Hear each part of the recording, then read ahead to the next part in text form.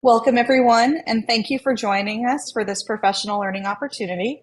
I am Jessica Roberts with NCEA, and I will be facilitating the webinar today. A few housekeeping notes as people are joining. If you have any questions during the presentation, feel free to use the Q&A or chat windows. We will be monitoring the questions and we'll try to answer them in the allotted time. Within 24 hours of today's webinar, you will receive an email with the link for the recording, as well as an online survey. Once you've completed the survey, a certificate of completion for the webinar will be emailed to you. Today's webinar is Play-Based Learning Strategies and is being presented by Stefanie Horgan from Archangel Education and Technology and Dr. Susan Netko. During this presentation, our speakers will discuss how children best learn through play. Strategies they will discuss include center play, small and large group ideas promoting learning across all domains, and unplugged activities that can safely introduce technology to younger students that can be easily integrated into your classroom practices. Before I turn it over to our speakers, let's go ahead and begin in prayer. In the name of the Father, and of the Son, and of the Holy Spirit. Amen.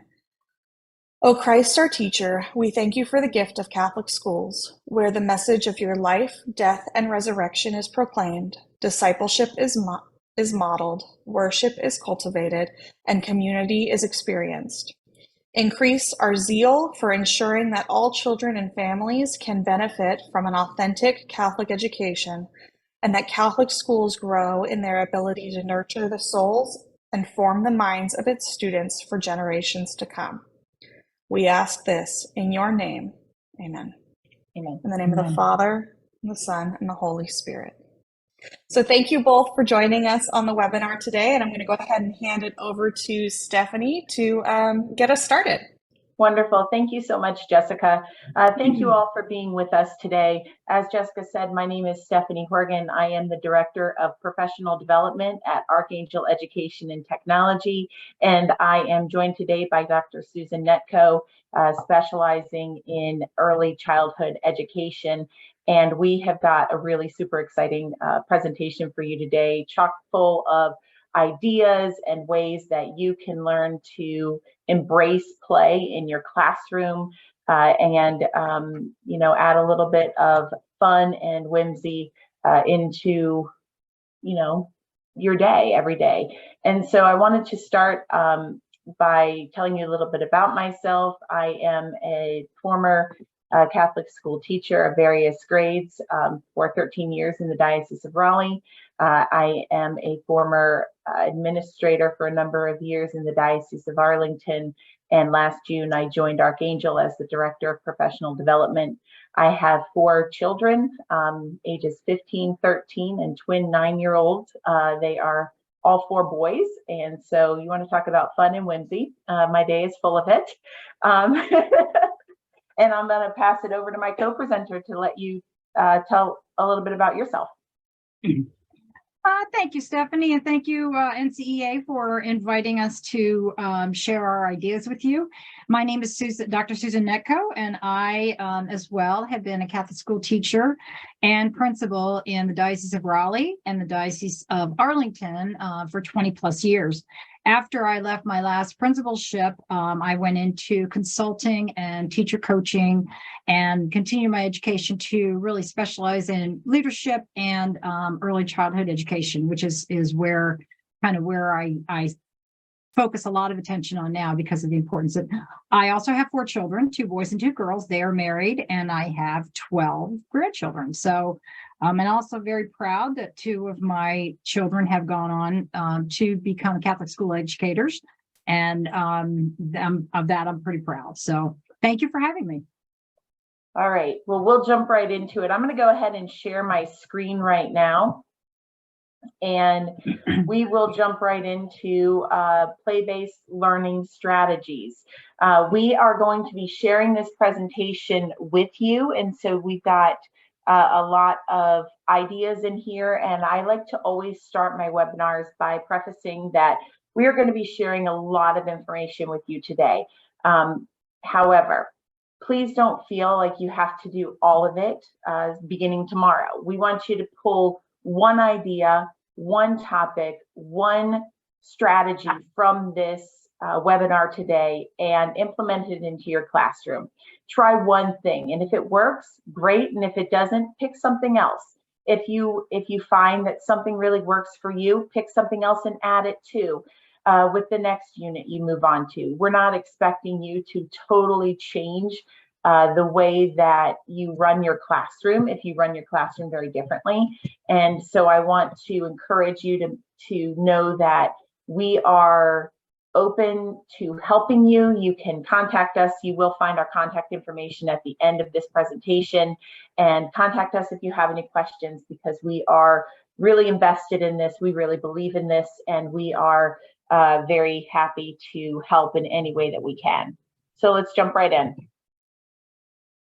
Okay, I want you to think just for a moment about what the definition of play is in your current classroom design. So just for the next 5 to 10 seconds, think about how you define play in your classroom. Okay, Stefanie, you can.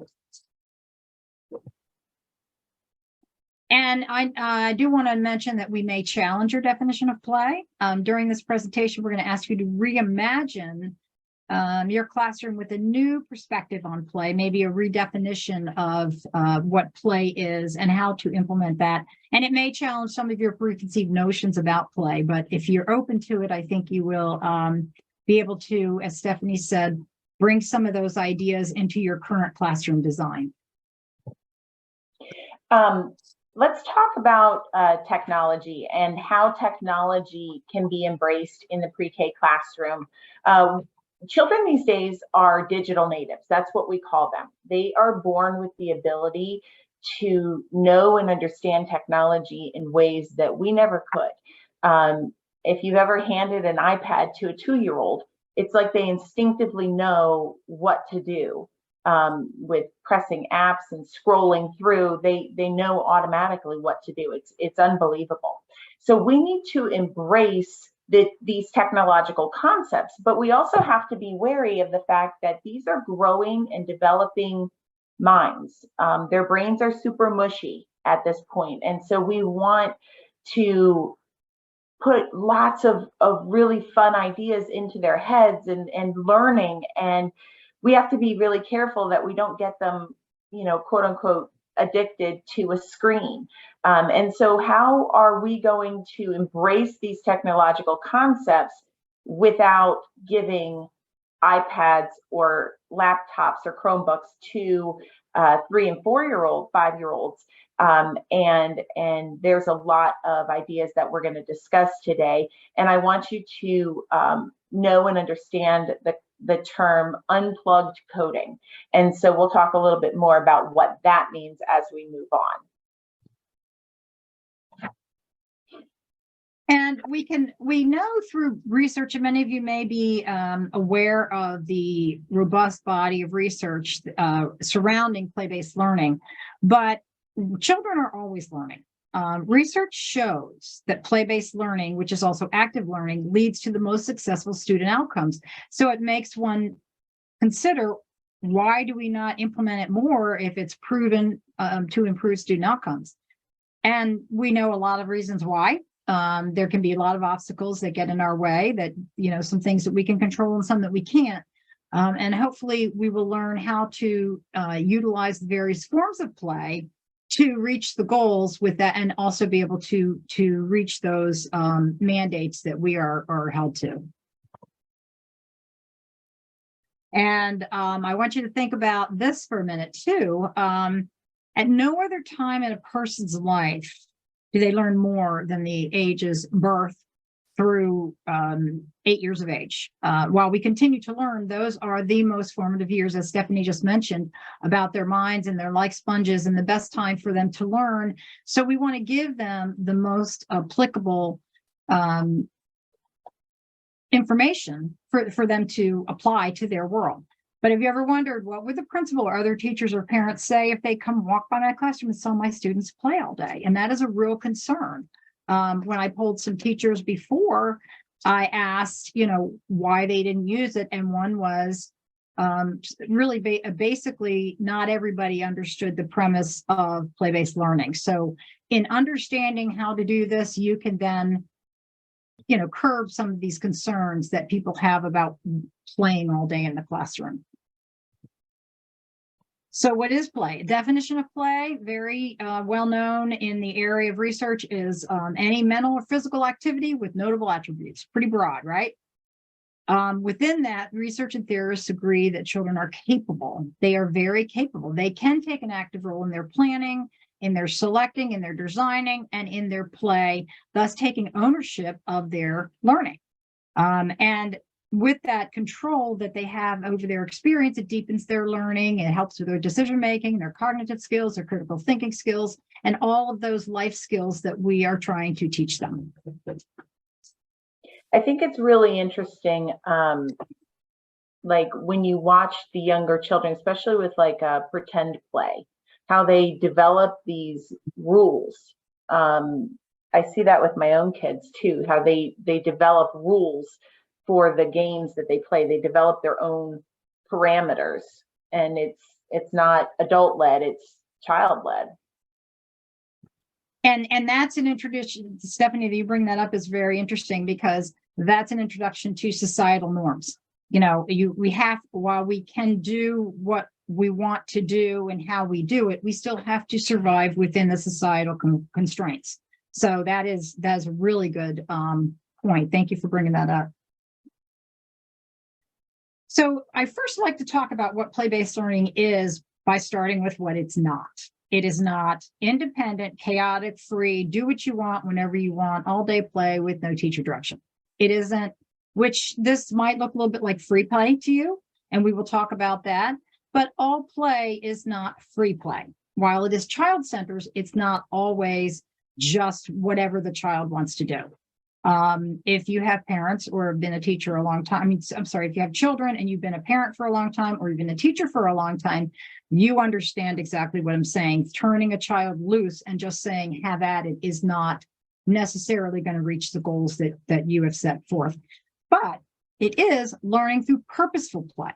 It's natural learning that takes place in play and engages the child, their sense of the world, they interact with others, and then they take that information and acclimate it or assimilate it into their own world. So play-based learning is really interesting because it is self-chosen by the child. It's something that they enjoy, but it's also teacher-guided with a process. And that's really important to know, because we're going to be talking about goals. And, as teachers, we plan all the time. We are constantly planning. It's just one of the many roles that we have. And so it's really important to know and understand that play-based learning is very process oriented. Even though it is child selected and very fun for them, it is teacher guided and process oriented. Also with technology, we're going to be talking today about centers. And with centers, these are great places to learn self-discovery. Students can go into a center and see what it looks like, what it smells like, what it feels like. The kitchen, they can pretend to play in the kitchen, or build with Legos or blocks. They can discover the identified concept and complete activities based on what the goal of the lesson is.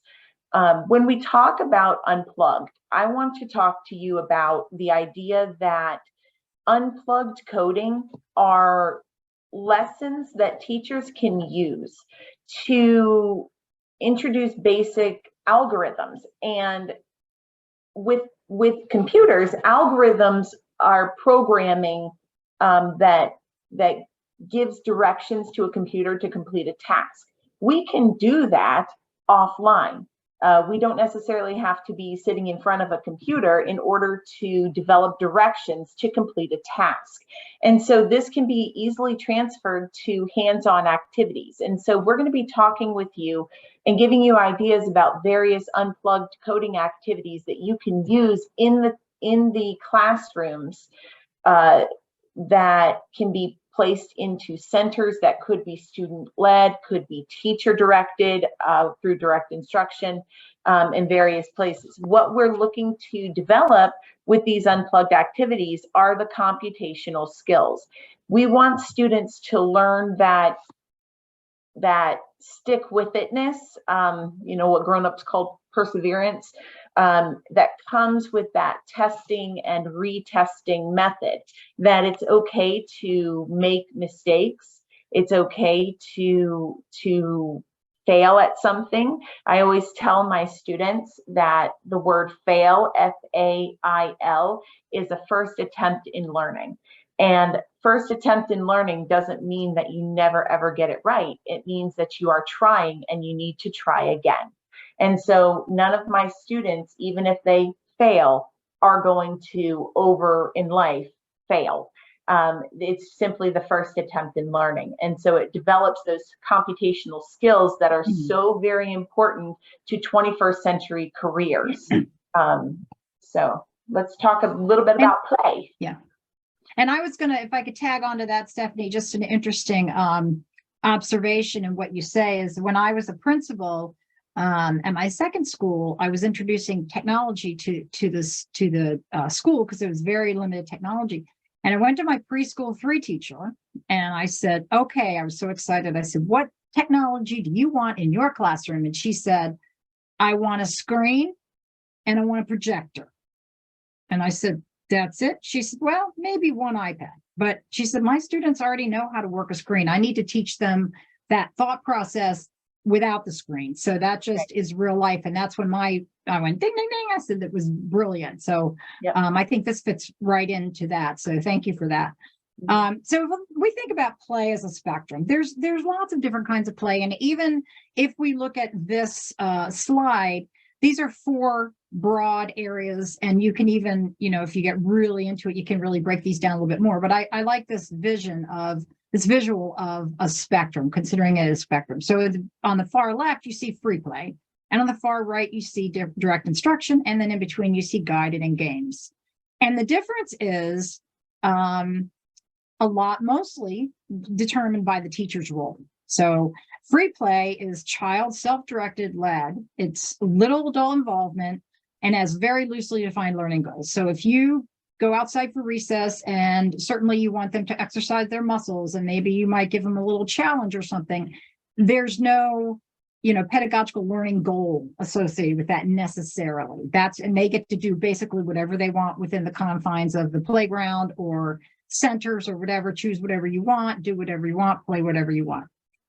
On the other side of that is direct instruction. And that has the absolute most adult involvement, and it has specific learning objectives. And the important thing is to keep it short and keep it playful. And we'll show you how to do that. But some children, direct instruction is certainly not a bad word, or not bad words. Some students need direct instruction. I, for one, need someone to kind of tell me first and then let me discover.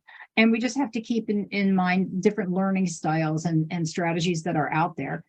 Guided play is the play that I think is most often misrepresented in play or misunderstood in play-based learning.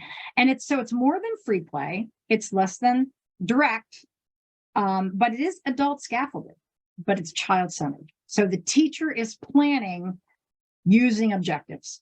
And then games, which, as Stefanie talked about, students coming up with their own games, they a lot of times are molded after the games that we teach them to play. And they are, again, adult design and scaffolded.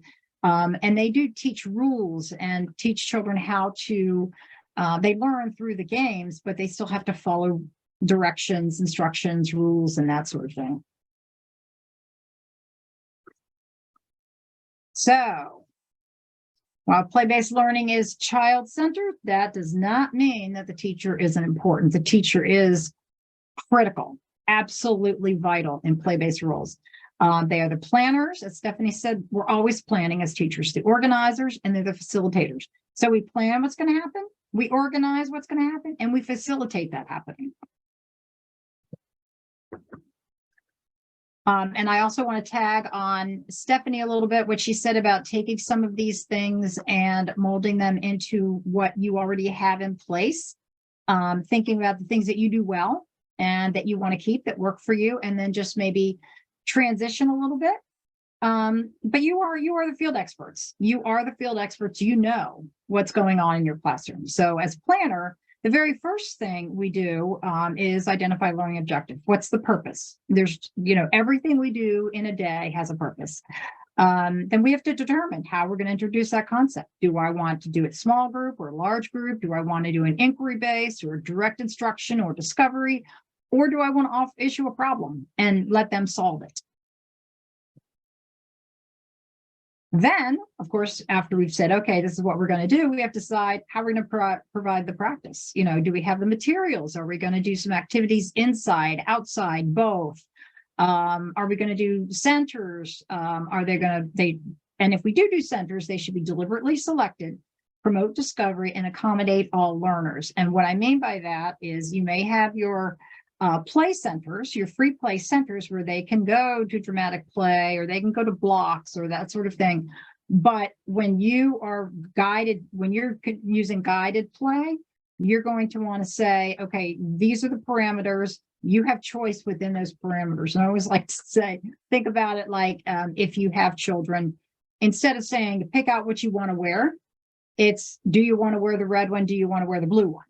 Which one would you like to play, inside or outside? We're going to go play, but where do you want to play? So there's choice within that, within that framework. And then assessment, something that's sometimes overlooked, especially in early childhood learning, is assessment. I have to provide evidence that learning took place. So how will I evaluate that? So that's all in the planning process. Yeah, I think, I want to jump in because I've got a story. When I was an assistant principal, I observed one of my teachers during farm week. Every week they had a theme and a letter and a number that went with it. And so during farm week, I walked into the classroom and all of the desks were pushed into the cubbies back in, and it was just completely open. And I said, whoa, what's going on? And the teacher said, welcome to farm week. And she was wearing overalls and she was wearing a big straw hat and she was wearing her mucking boots. And she showed me that during farm week, they were going to be discovering how to milk a cow. And that was one thing that she did. She set up chairs and she hooked up a string that contained hanging filled gloves, latex gloves, and they were they had little pin pricks in them, and no student allergies to latex. That's important to note. But she had a little bit of water in each of them, and the students would learn what it was like to milk a cow, and they experienced that. And then she had them talk about that experience, and some of them liked it, some thought it was gross, some thought it felt weird, and they talked about it. And then they went over to the auditory station and they listened, and they had click clack moo, cows that type, and they listened to the story being read as they looked at the book. And then they walked over to the station that had some sand, it had some rock, like little pebbles, it had mud, and it had water, and they could feel all of those different things, things that you might encounter on a farm. And so it was totally, the kids were obsessed with it. They were so excited about that experience. However, it was extremely structured. The students had their goals. They knew what it was doing. They knew the purpose of it. And the direct instruction came at a time when the teacher would sit at a table in the middle, and she would pull 2 or 3 students at one time, teach them the concept, and then complete an activity with them that required a little bit more adult intervention, like paint. And so they would complete the activity with paint with the adult supervision, and the direct instruction took place in very small groups. And so it was one of the most well done center play-based activities that I have ever seen, with a common theme. And it was so well planned that it was flawlessly executed. And that is a really important thing. We have to plan flawlessly. We have to plan for all those things that we know are going to happen because we teach children. So we know, we also tie the assessment to the purpose, and then that helps us. So just in that situation, they had lots of different ways to reach the goals. And I want to piggyback on what you said, Stefanie, about the children understanding the purpose. The children have to understand the purpose. Telling them the purpose is fine. The purpose is you are going to learn about the farm, or this activity you're going to practice the sea and cow, or something like that. Because, and I love that experience, and that's a really good example, because not every child, if you live in the city, you don't have experience on a farm. And so they can take whatever experience and acclimate it into their current level experience, and then they can grow from that. So that's a really good example of how play-based learning individualizes that learning. It was also wonderful. Really cool. Something else that I really liked was she had carrots, little carrot cutouts, and vegetable cutouts, and the students had to match the lowercase letter with the uppercase letter that was the top to the, like if it was the top to the carrot, they would match the lowercase c to the uppercase C, which would Velcro together and make the bottom and the top of the carrot. And then they would make the little sprout to the tomato, if it was a T, capital T, and a lowercase t. And so they were at that particular center, the goal was uppercase and lowercase letters, identifying what goes together. So just another. So again, that's a really good, but that's a really good example of that draws a picture of, while it's adult scaffolded, the children have choice and they have the opportunity to test and do does this one go with this one? Oh no, it doesn't, and test and try. So even though it's an adult planned activity, the student gets to choose within the confines of those. So that's a really good example. And then while we're talking about assessments, I think it's important that we just kind of remember that when we use play in the classroom, anytime we do anything, we have to show evidence. And I know I work with a lot of teachers that say I really struggle with collecting evidence of learning in the preschool classroom, because I don't have time to write anecdotal notes, or I don't have time to do a checklist. So we talk about different ways to do it, but we have to understand that to teach the whole child, we have to assess the whole child. So when we tie the assessment directly to the objective, and just in that situation that Stefanie discussed, if the goal is, can the child recognize upper and lowercase c, how many ways in just that setup can the teacher see if the child can recognize uppercase and lowercase c's? I mean, there's just so many opportunities.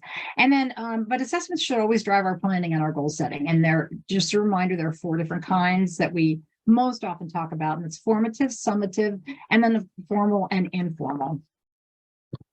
So when we talk about formal assessments, this is, I don't know another way to say it, it's the most formal. It's the one that is a system-based, standardized grading. It evaluates the student's knowledge. So it might be a standardized test. It might be a written test like multiple choice in the classroom. It might be a quiz or a project that contains a rubric with specified goals. It might be a portfolio that the students put together. And these are not necessarily just for the pre-K kindergarten classroom. These are, in general, ways of formally assessing students. You can do observations, you can have running records. Oftentimes administration asks us to perform running records multiple times throughout the year to show student growth, and then you have trackable data. That's all very formalized. And then you have informal assessments. Informal assessments are student evaluation. They don't have a standard grading system. Okay, these are what you observe in the classroom. These are your anecdotal notes, your portfolios that show the growth. These help a lot with parent conferences. These are really great when you're able to show a student how they wrote their name on day 2 versus day 95. And you can show the growth through those 2 pieces of paper. You also, one thing I learned many years ago through a professional development that I went to, at my former high school, I went to this professional development, and I had a teacher there who showed me a way that they kept their anecdotal notes, and I adopted that system into my classroom. And it was a folder, and I had a different color folder for each of the classes that I taught. And in that folder had a sticky note, and at the top of the sticky note was each child's name. So I had 20 sticky notes in a folder, and I would, as I was going around, I would open the folder and I would jot notes, and it was just little bullet points that things that I would observe. Holding a pencil incorrectly, pencil grip is incorrect. Work with the student to correct it. Continuing to mix up B's and D's. Showing real growth, staying, identifying shapes, something like that. And so then as I filled up the sticky note, I would just put another sticky note on top of that child. And so I would just keep these notes, and then I would take them out when I was done with them and drop them into their file. And so when I went to go meet with a parent, I would pull their file out and have these anecdotal notes, things that I didn't necessarily have to keep I didn't have to take a lot of time because it was done while I was doing my observations naturally. And that's kind of what, and I can tell you too, as far as choice goes with the portfolios, a lot of times you can have children select what they want to go in their portfolio, or they say, do you want this to go in, or maybe we need something this, how are you going to show me that you can do this? And they can do something to throw it in their portfolio. And I use those sticky notes too, Stefanie, and I've suggested that a lot because it doesn't matter if it's on the back of a napkin, on a sticky note, or on a formalized checklist. But the fact is, we can have a folder or a clipboard with sticky notes much easier than we can have, formalized records that we write. So that's really good. And I would do the same thing, throw them in there.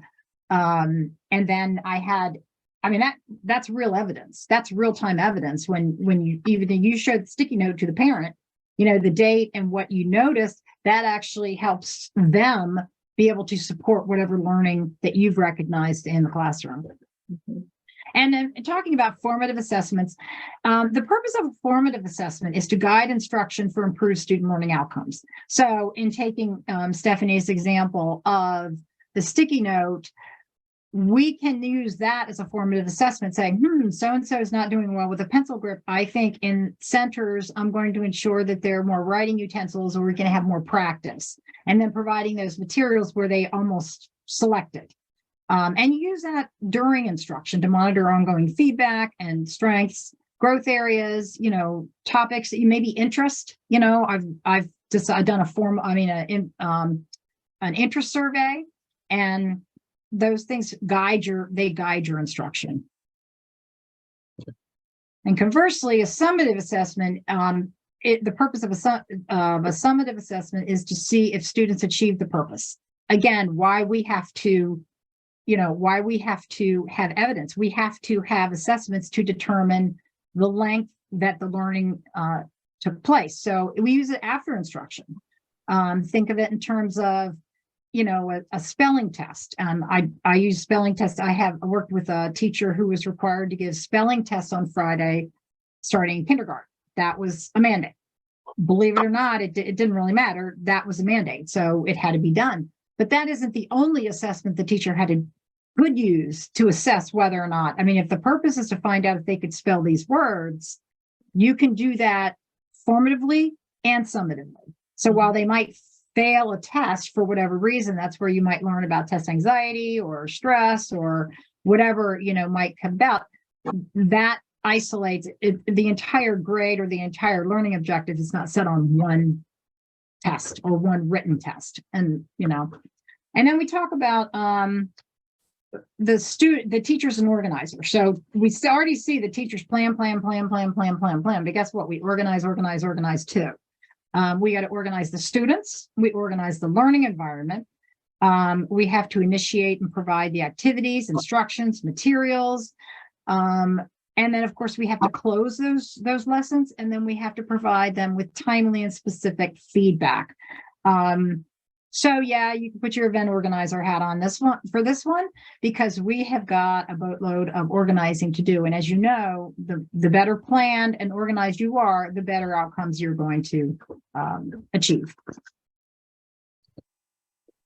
And then, of course, teachers facilitator.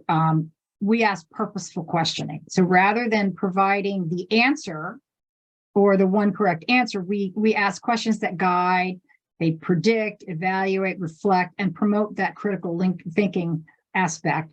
And of course, we model that.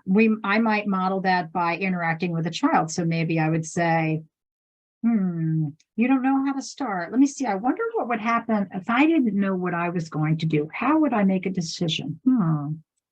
You know what? I might think about what I like first or what I'm interested in. I really like cars. So maybe I'll start there. So modeling that thought process, which it is, I mean, you could think of it as direct instruction, but it's essentially that modeling, and then they're going to do the same thing. It gives them a place to start.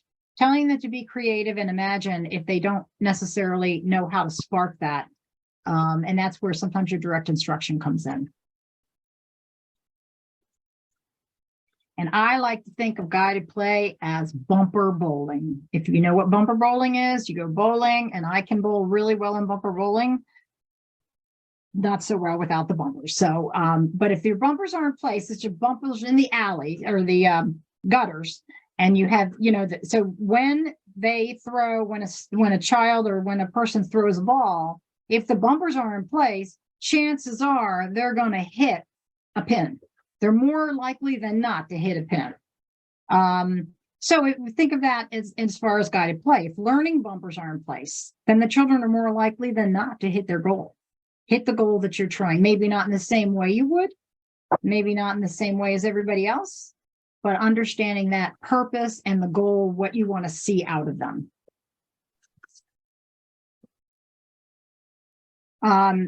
So just an example of a lesson plan, and Stefanie's already given us a couple of really good examples of center-based learning and that sort of thing. But there is an approach called developmentally appropriate practice, and that is a method or an approach to planning and providing materials to extend learning. But for our purposes here, I just want to tell you that it's providing materials to allow students to go as far as they can go. So a lot of times in universal designing and developmentally appropriate practice, we look at what we want everybody to do, and we know that some are going to be able to do this and some are going to be able to do that, but we don't want to limit. We don't want to put them in a box. So my goal in this, I want them to identify specific shapes. So I want my students to identify various shapes. All students, so every single student will recognize a flat or 2D square, circle, triangle, rectangle, and oval. That's what everybody's I want everybody at the end of my lesson or unit or whatever to be able to identify at least those. Now, I'm in those centers or in those activities, I might provide materials that will allow for students to discover stars or rhombus, or, maybe make cubes or cones and extend into 3D, but not everybody has to do that. So I would not design an activity where they had to make a cube if my purpose was a flat square. So I might start with, in a whole group, I might ask students to, do turn and talk and tell their neighbors something they know about shapes, anything. If they don't know where to start, I might say, I wonder what my favorite shape is. I think my favorite shape might be a square because, or whatever it might be. And then you model that and let them turn and talk. And then maybe this is where our direct instruction might take in. May I show images of shapes to students in various contexts and discuss. Stefanie talked about that with the milking of the cow, with the gloves idea. That was, she took that direct instruction, made it playful, and did it in small group. This could be whole group or small group, however you choose to do it. And then put in here a link that might read a story. This is, Stefanie, can you click on that hyperlink for me? So this is the picture. It's a Tangled. It's a book about shapes, and it's one of my favorites. It's really, really cute. It's about shapes that get tangled up in a jungle gym. So it's really probably pretty relevant to most of the students. So when we talk about guided play, we have guided play indoor and outdoor. So I want to start by talking about guided play indoor. What we did was we created these example centers that you can use, based around this shape idea. So the goal is identify these basic 5 shapes.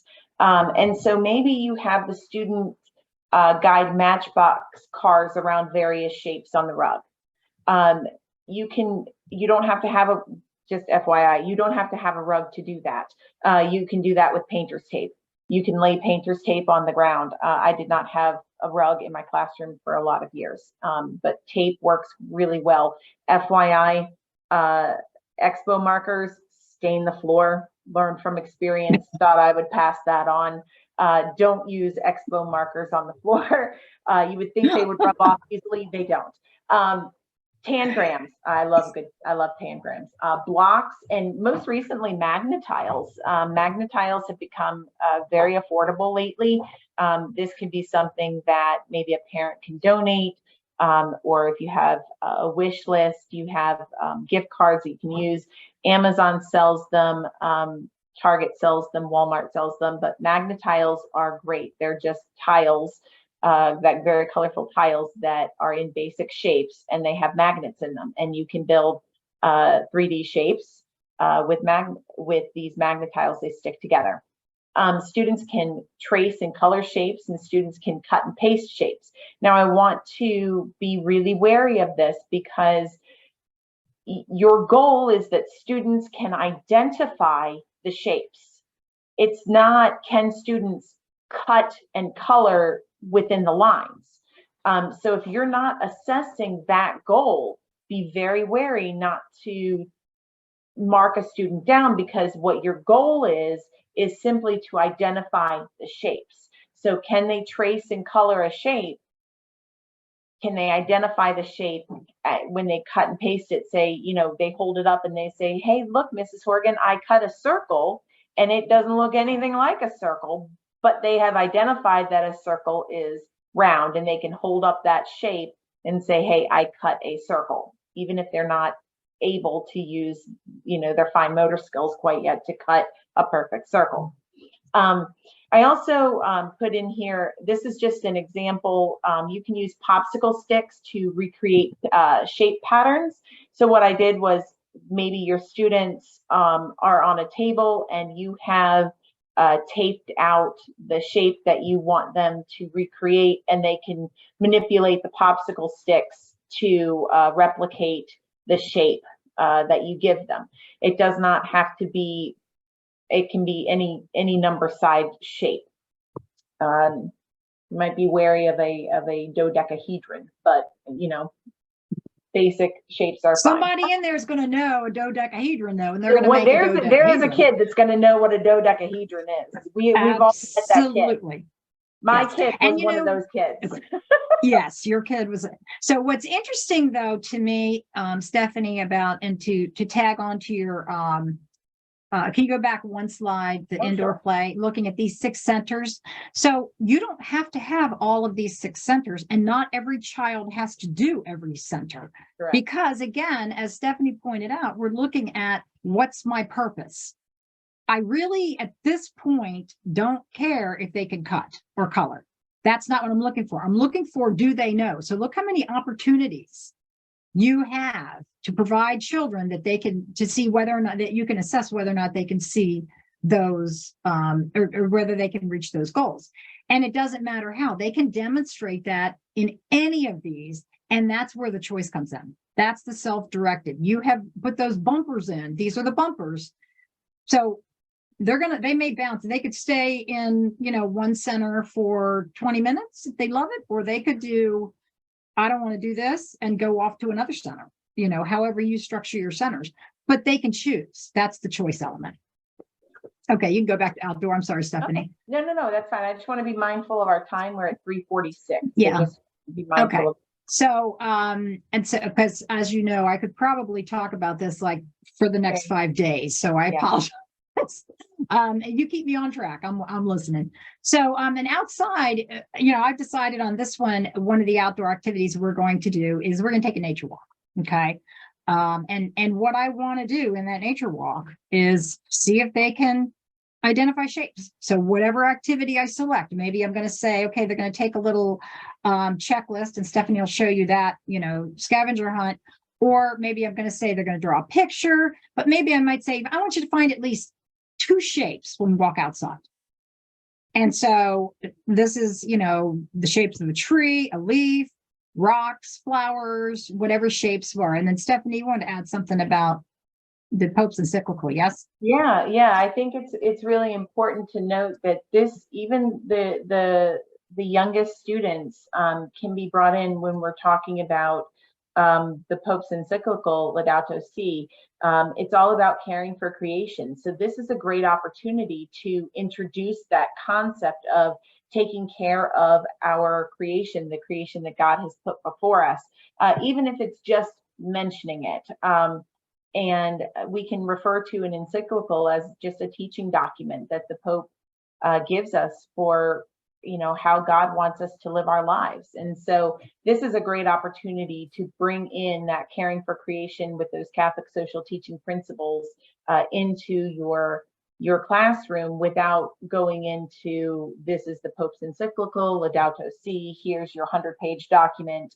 For 3 and 4-year-olds, you can talk about just taking care of the earth, and they can very easily understand that.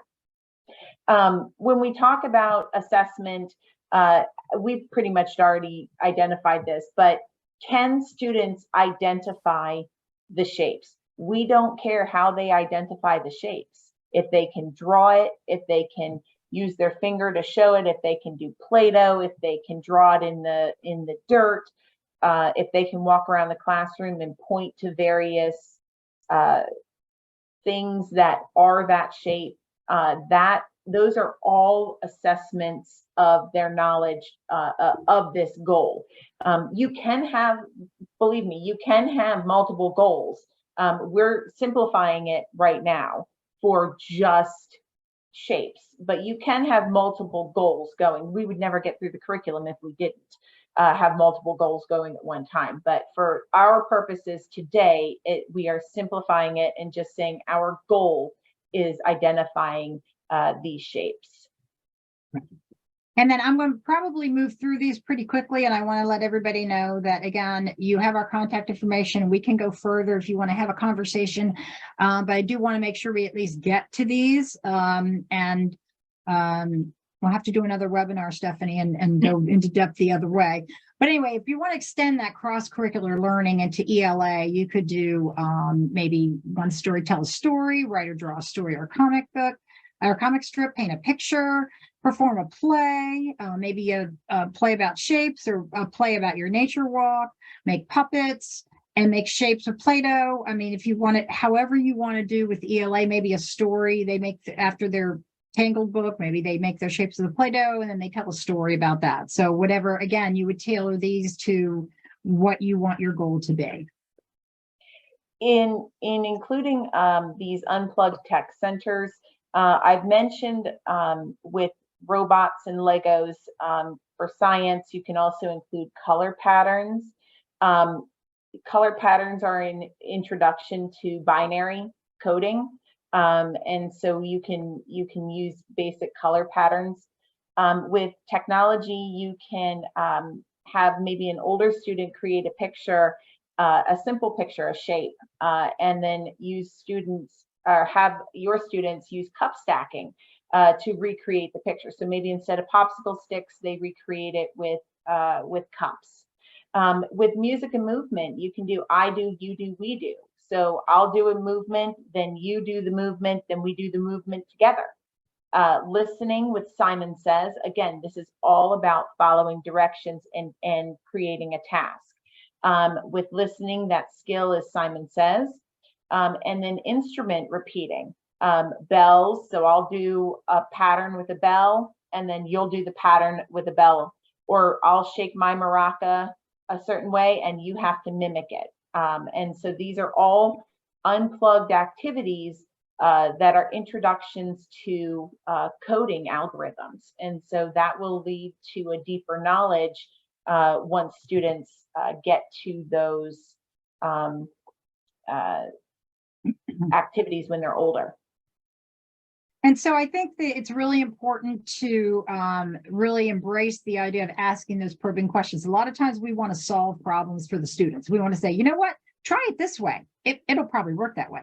We don't want to do that in play-based learning. We want them to figure it out, to analyze, evaluate, create, and apply those learning, those important learning skills. Stefanie, can you click on this? I just wrote a little bit of a couple examples. This is a little document that we talked about strategies with some different probing questions, and then we talked about some other guided play. So that's just a document that's embedded in there that you can link and you can see some of the differences. Okay, Stefanie, move on. So free play, as we talked about, it's critical. It's really important for children to be able to play freely. There are benefits: imagination, creativity, role-playing, and social emotional skills. So there's a lot of benefits, but the entire school day or the entire learning day should not be completely free play. And so we're just looking at the differences between free play and guided play. In free play, learning settings are not intentional. There's no specific goals. For example, thinking of blocks. If I want to put blocks in my free play center, they can do whatever they want with blocks. But if I want them to discover shapes with blocks, I'm going to put them in a guided center so that they have to identify those shapes. Teacher observes and may ask questions and intervene, but only when necessary. And then, you can note any observations, but you're not required to have any evidence of learning. Guided play, though, is intentionally planned learning settings. So they're intentionally planned. There are specific learning goals. Teacher observes and asks open-ended questions to extend learning. What do you think is going to happen? What is that shape? How is that shape used? What's the difference between a triangle and a square? And there is evidence required to show that child's mastering or the skill or achieving the goal. And you do that through your assessment, whatever that is. Games are a great way to learn. They are, aside from teaching content like color, shapes, whatever, they have these benefits of things like, those life skills about respect, help others. This is also a really good time that to bring in those Catholic social teaching practices as well in communication, cooperation, respect, self-respect, helping others. But they also learn to play with rules. They develop patience, waiting their turn, self-esteem, those kinds of things. So we ventured out a little bit more just to give you some fun ideas of some indoor games that you can do with this idea of unplugged coding in your centers, in your pre-K kindergarten classrooms. And so one is memory matching. And that's a great skill. That's a great life skill, but it's also a good introduction for coding as well. You can match larger shapes to their smaller sized counterparts. So if you have a big square and a tiny square, students can match them together. Again, that matching is an introduction to an unplugged activity. And then indoor board games. Candyland is a great game. I have played hours of Candyland. And so it's a great opportunity for students to learn the rules, and if they have to go back, then they can learn to, hopefully not throw a temper tantrum. This is an activity for following directions. These are color-coded bracelets. Coding, color-coded, get it? Okay. So they can you pick a bead color for each letter of your name. And then you color the box next to the letter to show what color it is. And then you thread the beads on your bracelet. So I use the name Anna as an example, and pink for the A, blue N, pink A. And again, this is an introduction to binary coding. And this could be done with numbers or letters or whatever. That's a great activity. And this is a story and an activity. Very Hungry Caterpillar, one of my favorites, Eric Carle. And so we have to get our caterpillar all the way through till she eats and becomes a beautiful, beautiful butterfly. And so the teacher can read the story, and students would draw an arrow as they come across the food in the order in which the caterpillar eats. So for example, they would draw a down arrow right here because the leaf is eaten first, an over arrow because the apple is second, the pear is third, so they would draw an up arrow. And that's an example of fun activity. And finally, discovery boxes. I've given you directions for how to create a discovery box. Talk to me more if this is something you're interested in, but it's basically a box that you fill with lots of items of that particular thing. So if you have square, maybe you would put a square paper, a sign, maybe a dice that has square sides. And students would use those discovery boxes to explore more of the ideas. And then with direct instruction, you want to keep it short and keep it playful, as we've discussed before. With the next steps, we want to keep in mind. Go ahead. Oh, for me? Yeah. We're talking about the next steps. Okay, so yeah. Play achieves success. Evidence shows that it is successful across, and this is important, all ages and all domains. And as Stefanie said at the start of the webinar, start small. Pick a little piece. If you read Very Hungry Caterpillar, try her caterpillar game and see how it works out.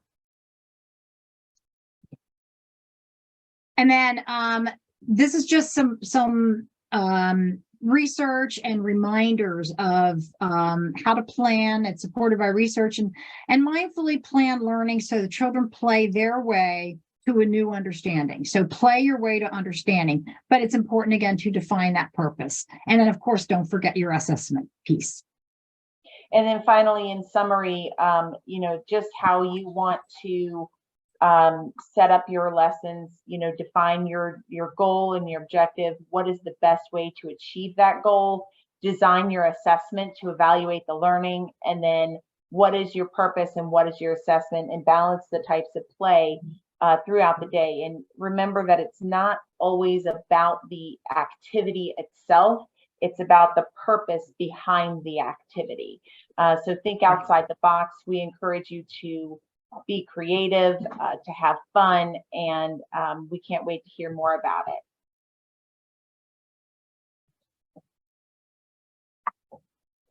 And thank you all for joining us today. Jessica, I'm going to turn it back over to you.